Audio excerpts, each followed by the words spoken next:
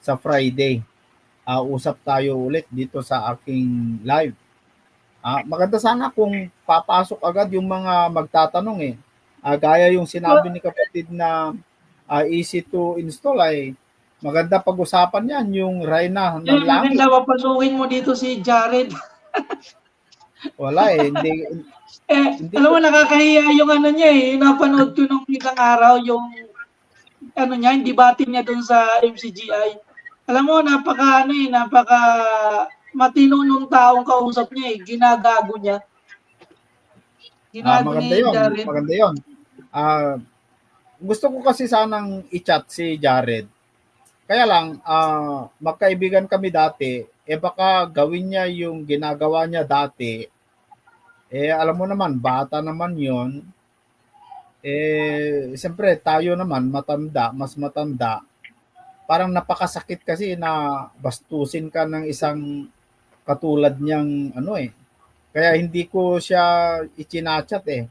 Pero sana lang mapakinggan niya at papasok siya. Makapasok siya. Pero tapusin muna natin si kapatid na Eric para maganda. Ano ba yung sinasabi niyang Godhead na sinasabi niya? Oo. Kapatid na Gilbert? Isang sangay lang yan eh. Brad Desel, isang sangay lang kasi yan ang lingwahe namin doon. Diyan na kasi ako lumaki. Yan ang kinasanayan ko. Ngayon, kung pakiusap ko lang, pagdating ng oras na yan, wala magsasalita kahit isang letra ng Tagalog. Pagka nagkaganon, isusuko namin lahat sa'yo. Lahat ng katalinuhan namin sa'yo, Jared, isusuko namin lahat sa'yo. Pangako yan, pangako. Yan. Kasama rin ako, bro. Kasama rin ako pag si Jared nakakaintindi talaga ng Grego. Sama lahat tayo, kapatid na SL. Huwag siya magtatagalog, ha. Kasi yun ang ginagamit niya sa mga pastor, eh. Yung Grego. Sige, mamaro ka ng Grego. Huwag siya magtatagalog. Bro, nakikiusap ako lang. Ako na lang. Ipaubaya niyo lang sa akin to. Ayan. Magsasalita ako ng pahayag ko. Kahit 1 minuto lang, 2 minuto. Naputol si kapatid na Yan, maganda yan, no? Mga taga Punto por Punto, kung kayo po yung nakikinig, napakinggan nyo naman. Kung sino po yung mga magaling po sa inyo,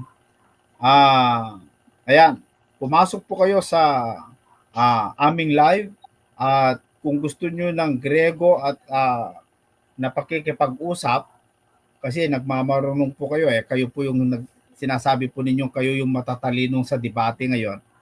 Pati sa Griego magaling kayo, Jando. O ayan, may humahamon po sa inyo. Pumasok po kayo dito sa live usapang Griego. Ako wala akong alam diyan sa Griego na yan. Pero andyan si kapatid na Jay at saka si kapatid na Gilbert, sila yung naghahamon po sa inyo. Kahit Griego daw ang usapan po ninyo. Yan, bigla dumami yung nanonood, baka ay finorward doon po sa taga Punto por Punto. Sana mapakinggan nyo po ito. Jared, pumasok ka dito. Kung marunong ka sa Hebrew o sa Griego, ayan, pumasok ka. Jared, andito yung gustong makipag-usap, hindi debate. Matinong kausap, matinong usapan.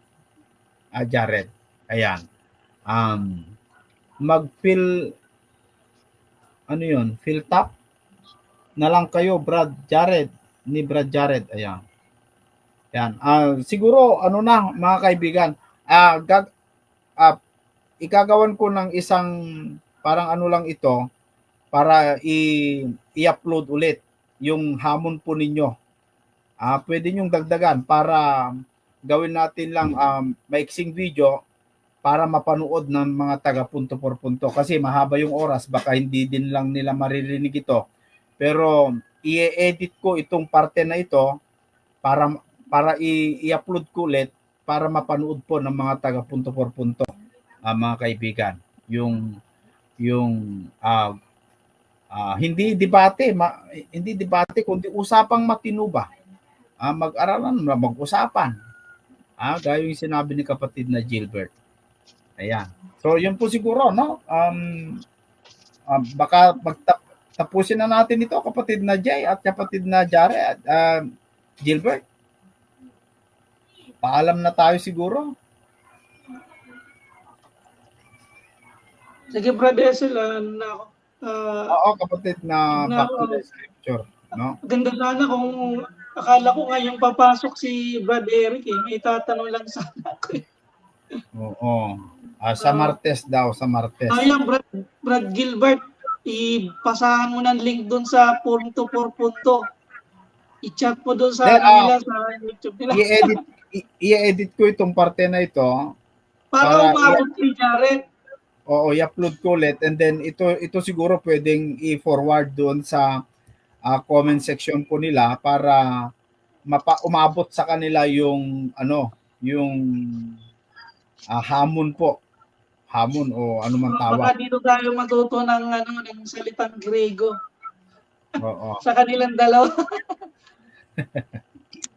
Si Brad Gilbert na lang bahala. Si Brad Gilbert na bahala dyan.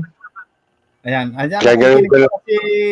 Nakikinig pala si kapatid na Rizaldo, isang iglesia ni Cristo. Sana napanood mo kapatid na Rizaldo. Yun ang pumasok ng INC. Puro naman yung sinabi ni kapatid na Jay, sa oras na 1:56 yata yon o 1:50. Kung hindi mo napanood yung sinabi ni kapatid na Jay, kapatid na Rizaldo tungkol po sa Iglesia ni Cristo, pwede mong balikan itong video na ito sa oras na 1:50. Yung oras na 1:50, mapapakinggan po yun. Pero kung napakinggan mo, sana po ay meron pong mag-voluntary sa inyong mga miyembro ng INC. Yung hindi po debate kapatid, yung hindi po awayan. Iwasan natin yung magkagalitan. Kasi ayaw ko rin na ano na ako kapatid na Jay kasi nasubukan ko na kaya kapatid na Esel, makasingit lang po. Ako totoo lang kapatid na Esel, lahat ng sekta ng reliyon ako mahal ko Katoliko mahal ko, Iglesia ni Cristo mahal ko, born again, basta lahat ng sekta, Muslim, ano pa ma-reliyon niya, lahat yan mahal ko. Kaya kailangan kung may usapan lang ng pananampalataya, ng aral, ipag-usapan lang ng maayos na hindi kailangan ng may masakitan na parang tuksuhan.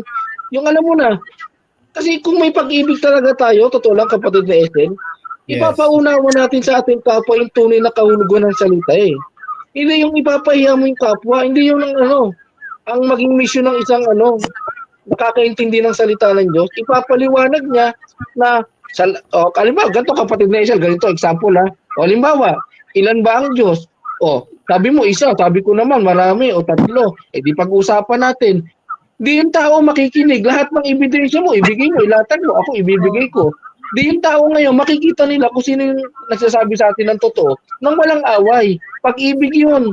Kung hindi mo naman tatanggapin, nasa sayo na yun. Di ba kapatid na Esel?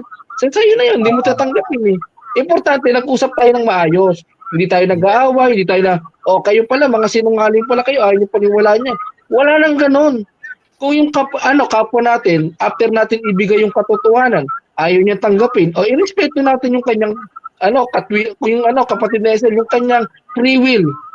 Kasi bawat tao sa atin may free will Halimbawa, gusto niya, yun tama, isa lang ang Diyos, after nating masabi yung katotohanan, sige kapatid, kung ayaw mo talagang tagapin na maraming Diyos, si Kristo yung Diyos, karapatan mo yung kapatid, irespeto ko yung karapatan mo.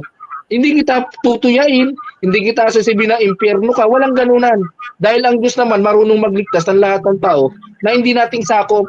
Kaya mali na sasabihin natin, pag hindi kayo pumasok sa amin, impyerno kayo, yun yung mali. Di ba kapatid na Esel? Ganun lang po yun Okay na siguro kapatid na Jay, tuloy natin sa kasi